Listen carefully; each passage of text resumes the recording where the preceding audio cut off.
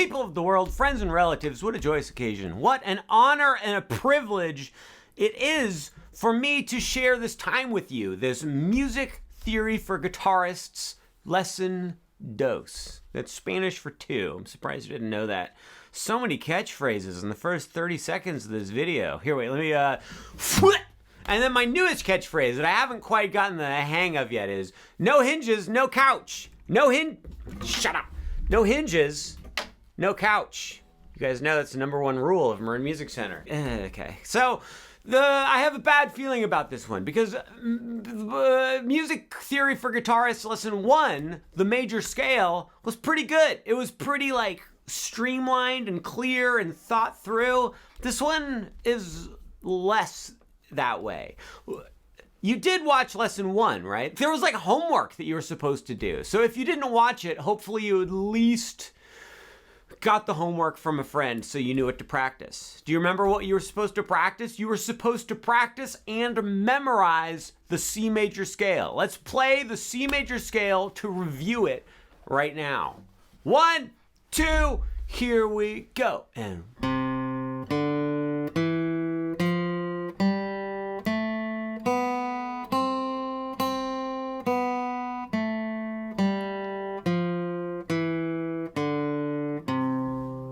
great.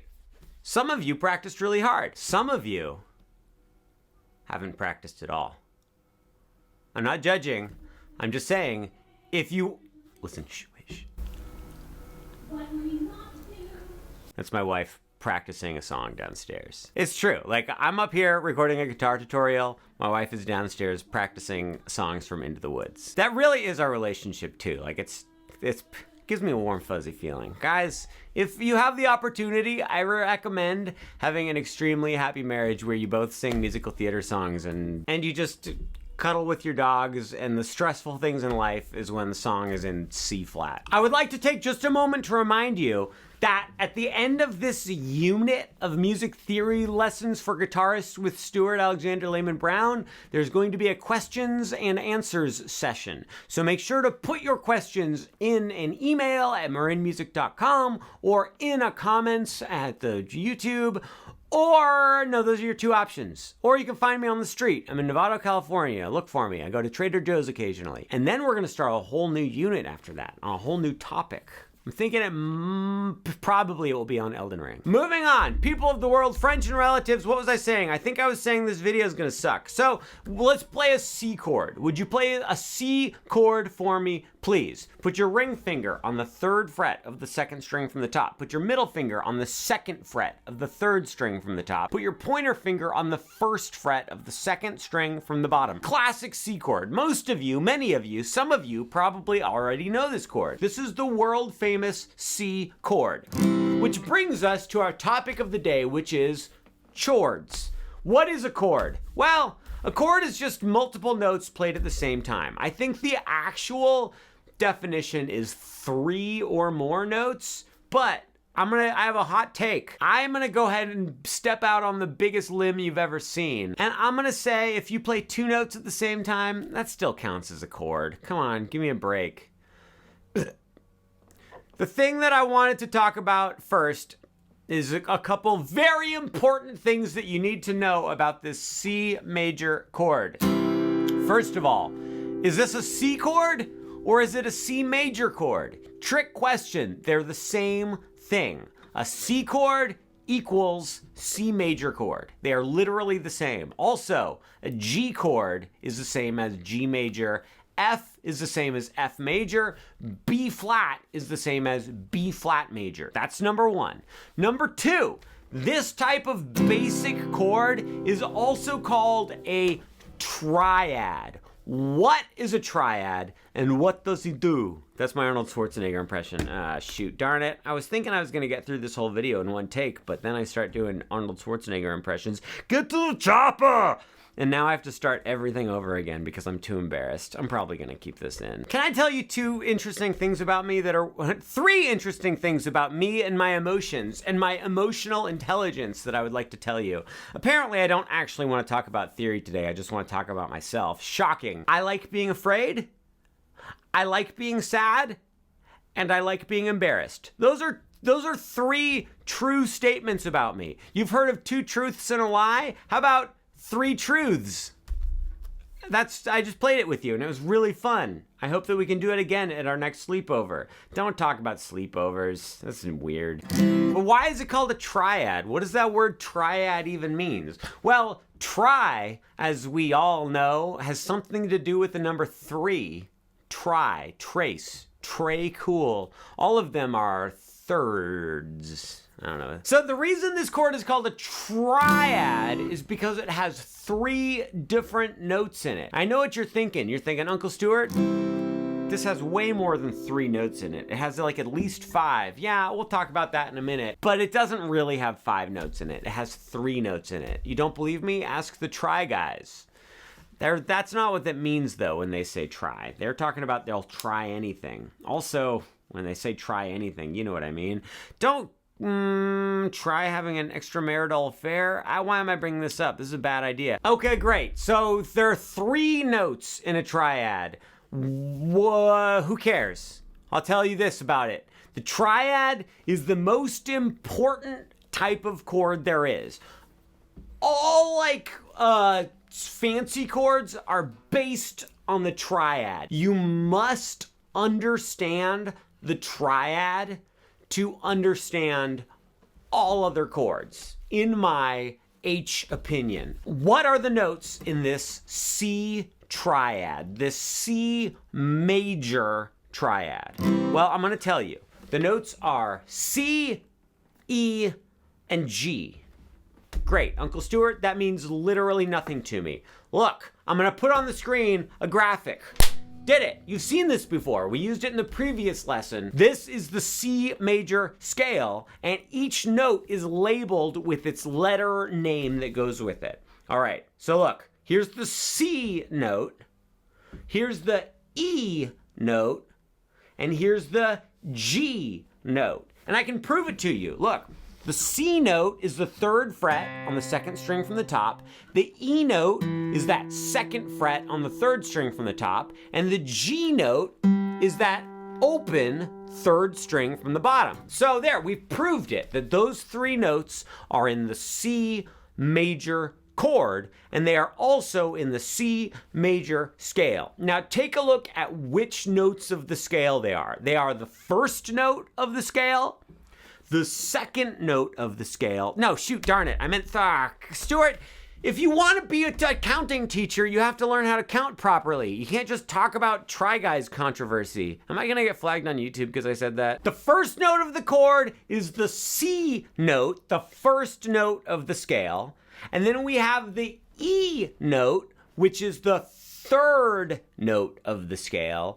And then the G note, which is the 5th note of the scale. So what I'm trying to say is the C major chord, which is called the C major triad, is made up of the 1st note, 3rd note, and 5th note of the C major scale. This is very important. Why are those 3 notes of the scale what makes up the C major chord?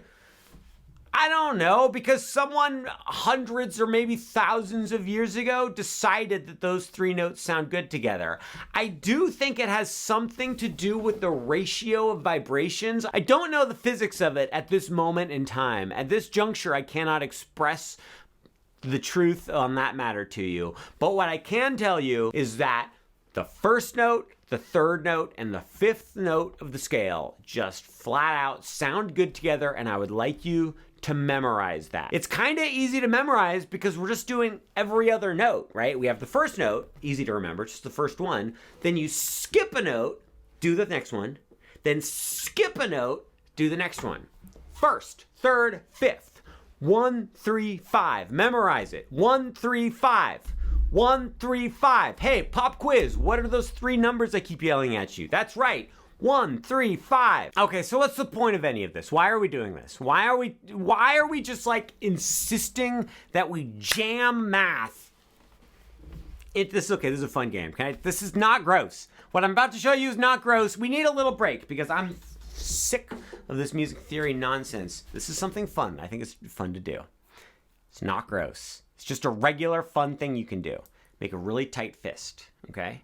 Then take your other hand, squish all your fingertips together, and then try to jam your hand into your fist as hard as you can.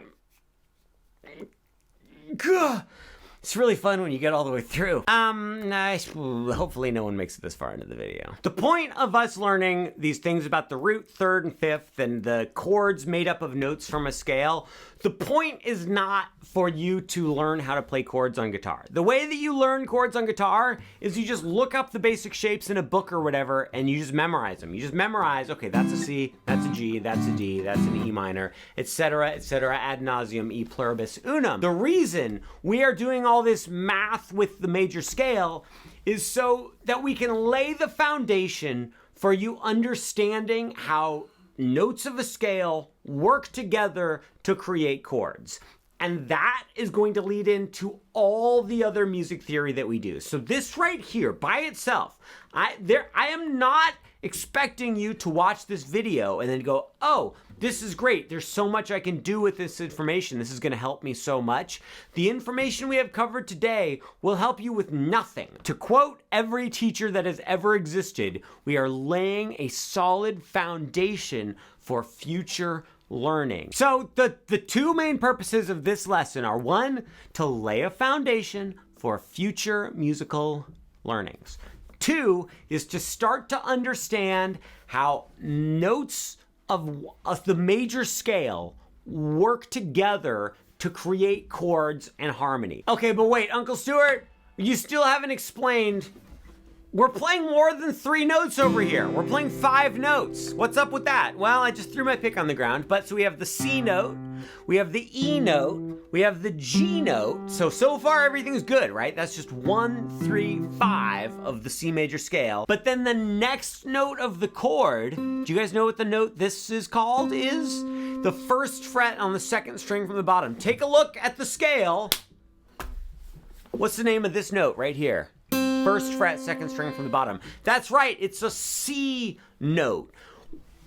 It's the octave. Remember, that's our vocabulary word from the previous lesson. So we just have another octave of the C note. So it doesn't count as a whole additional note. It's just a repeat of a note we already have. Okay, but what about the bottom string? That's not even in the scale. Look, the scale that you gave us just goes boom, bum, bum, bum, bum, bum, bum, bum, and then it stops right there. This open bottom string, where'd that come from? It's part of the C major chord, but it's not on the scale at all. Well, do you remember in the previous lesson, I talked about hotels for quite a while. I think a good solid 3 minutes, I talked about hotel rooms. I was trying to express to you somehow, I don't know how that works, but somehow I was talking about hotels, but what I was trying to get across, scales, I'm confused. Scales go infinitely high and infinitely low. I don't think that's entirely true, but the problem is I don't know the secrets of the universe, so I can't say that with absolute certainty. A scale could keep going higher and higher and higher. We run out of frets on guitar, but on a different instrument, you keep going higher and higher and higher, and you keep going lower and lower and lower. So this bottom string open is just like if you continue going up the scale over and over again, you will get to that note. What's the remember at the very beginning when I told you this lesson was gonna suck? This is what I was talking about. So what's the name of this bottom string of the guitar? You guys know this. Come on, what's the name of this note? Do you really not know the name of it? This is called E. It's the open E string. Oh, guess what? We already talked about the note E in the C major chord. It was the second note of the chord, or the third note of the scale. Shoot, darn it, I really, even though I was saying this video was gonna be disjointed and it was gonna be a mess, I was like, yeah, but come on, Stuart, you know what you're talking about. It's gonna be great, you're just being humble. Turns out, you are discouraging hundreds of thousands of guitar players from learning music theory. Good job, I'm really proud of you. This note is an E. This note is an E. So that's just another copy, another repetition, another duplicate of the E note. So while we are strumming multiple strings, way more than 3, we're just duplicating notes we already had. So the only notes in this chord are C, E, G. That's it. And then we have higher octaves of some of them. Great job. So good. This is going so well. I would like to tell you, I don't know, something. I think we're moving on to the next thing or whatever. Oh, so what do we call the notes of a chord, of a basic triad chord? Well, we call the first note of the chord the root. It is the root note of the chord. The root note is very important because that's where we get the name of the chord. So if we're playing a C chord, we name it after the root note, which is, that's right, C. The first note of the chord is the root note, which is the name of the chord. We call the next note of the chord the third. Who in the class knows why we call that next note the third? No one raised their hand. I guess no one knows. I have a feeling some of you were too shy to raise your hands, but you were thinking, well, I think it's called the third because it's the third note of the scale. You're wrong. That's not why it's called the third. It's called the third because it's the third note from the root note. Stuart, you lost me. Even when you had your little tantrum because you weren't making any sense, I was still like, no, Uncle Stuart, it's fine. I'm following along. But now you just said third from the root, and I don't understand. I don't understand. That's fine. We're going to get to it in a second. But it is the third note of the scale, but that's not why it's called the third of the chord. It's called the third because it's the third note from the root in the scale. I promise this is going to make more sense in just a moment. So we have the root, then there's the second note of the scale nobody cares about, then the third note, which is the third, then we play the fourth note of the scale, nobody cares about it, and then the fifth note, that is called the fifth of the chord. So the basic triad is made up of the root note, which is how you name the chord. It's made of the third, which is the third note from the root, and then it's the fifth, which is the fifth note from the root. I'm not asking you if everything on the planet Earth makes sense to you, but I'm asking you if you're kind of following along with what I'm saying so far. Great. Moving on. Constructing triads like this where you play a note, you skip a note in the scale, play the next one, then skip a note and play the next one. That's how you construct all of the basic triads. And guess what? There is a basic triad that goes along with every note in the C major scale. I have a critical thinking exercise for you. I'm going to put up on the screen the scale graphic. On your mark, get set, graphic. The reason I do that is not for you, it's for me, so that when I'm editing the video, I don't lose track of what's happening. People of the world, friends and relatives, would you be able to construct an F triad for me?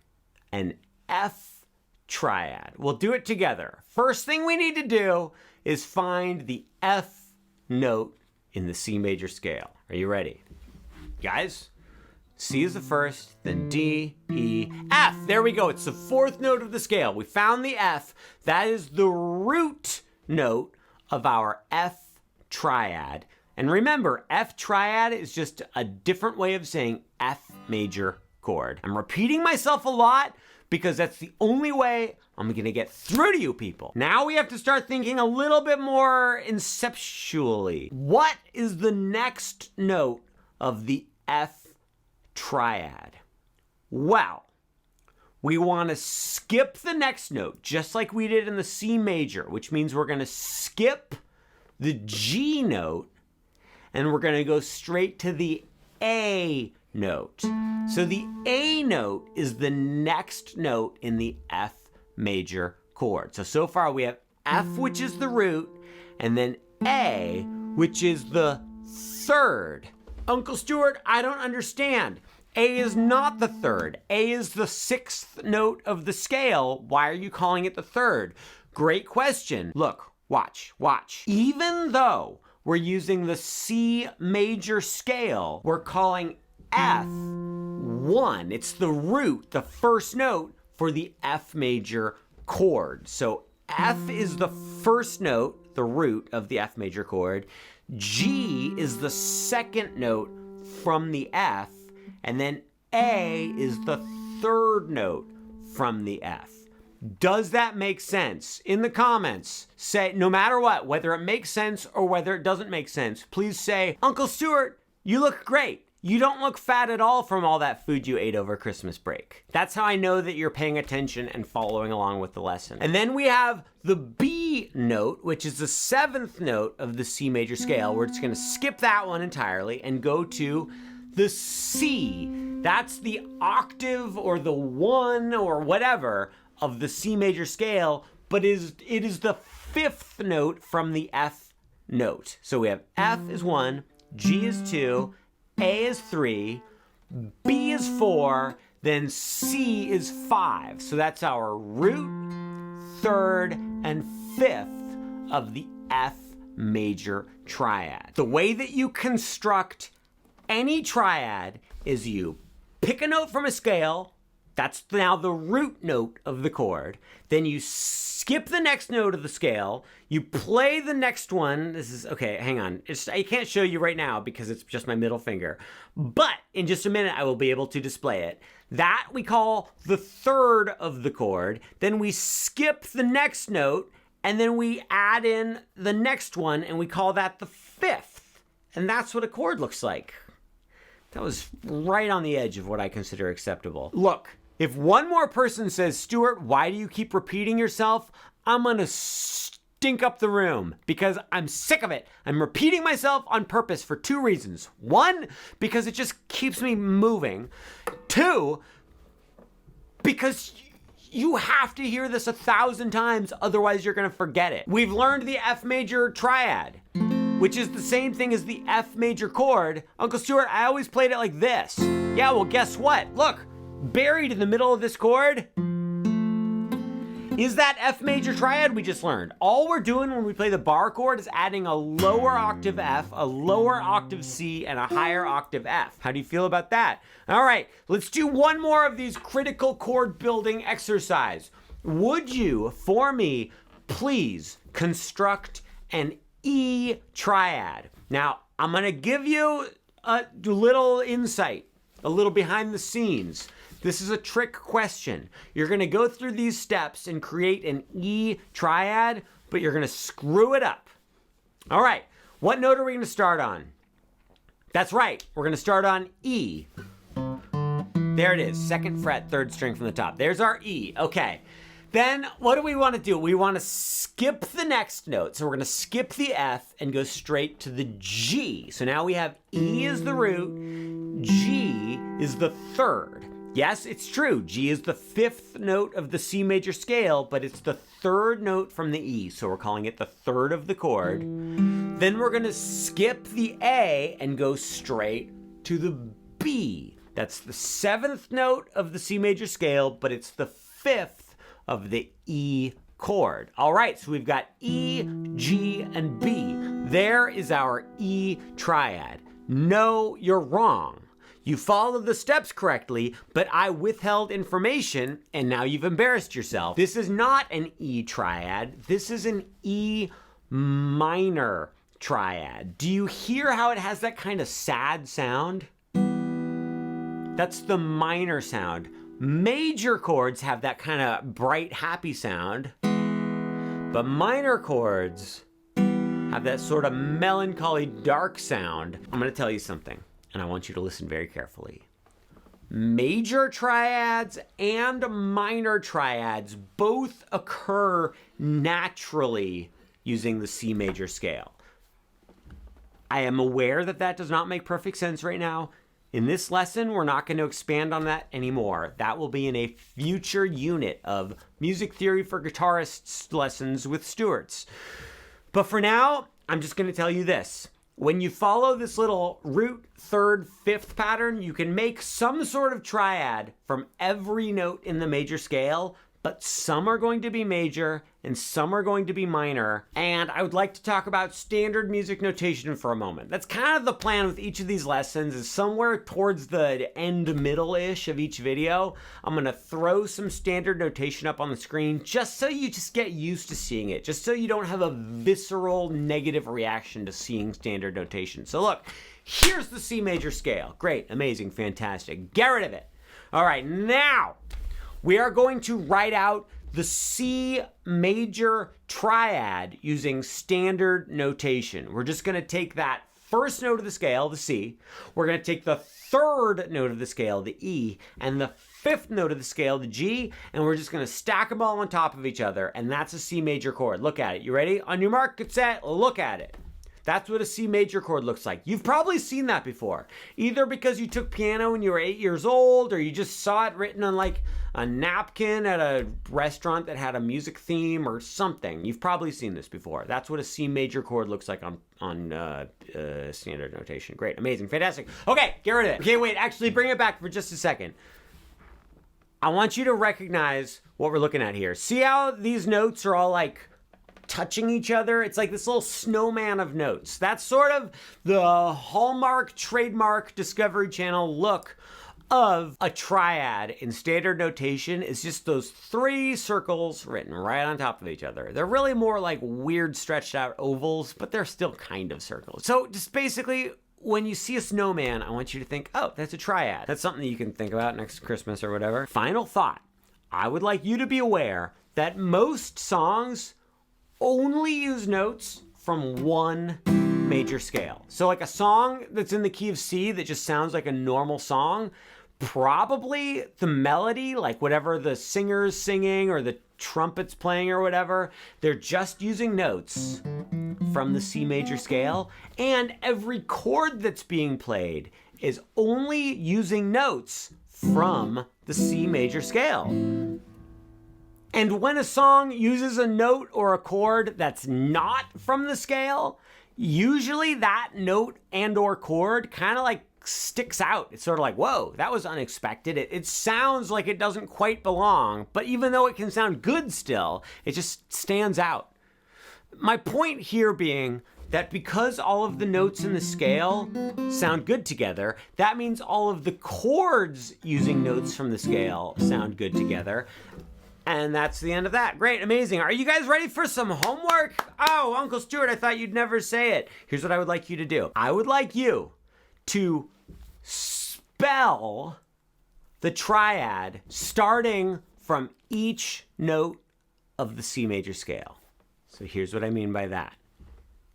We already did the C. The C is you do the first note, skip one, go to the E, skip one, go to the G. So spelling a chord is you say the name of each note in the chord. So for C major, it's C, E, G. For F, we did that one too. It was F, A, C. You just pick the root note, skip a note, skip a note.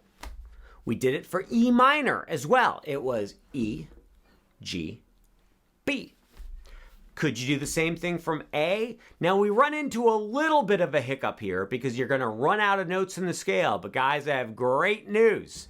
Because the scale can just keep repeating over and over and over again, higher and higher and higher, I will right now on the screen put a 2-octave version of the scale where it goes up the first set of notes and then it goes up another set of notes. So that way it will make it easier for you to spell each chord. Just to be clear, because I don't want you guys showing up next time and being like, I didn't do the homework because I didn't understand it. I want you to spell the C chord using the C major scale, C, E, G. I want you to spell the D chord from the C major scale. So that means you start on D, skip one, and then skip another one. Those are the 3 notes of whatever D chord is in the C major scale. Then I want you to spell the E chord, spell the F chord, spell the G chord, spell the A chord, and then spell the B chord. That's 7 chords you have to spell. Does it make sense? Great. Okay. This has gone so much better than I possibly could have imagined. We're having such a good time.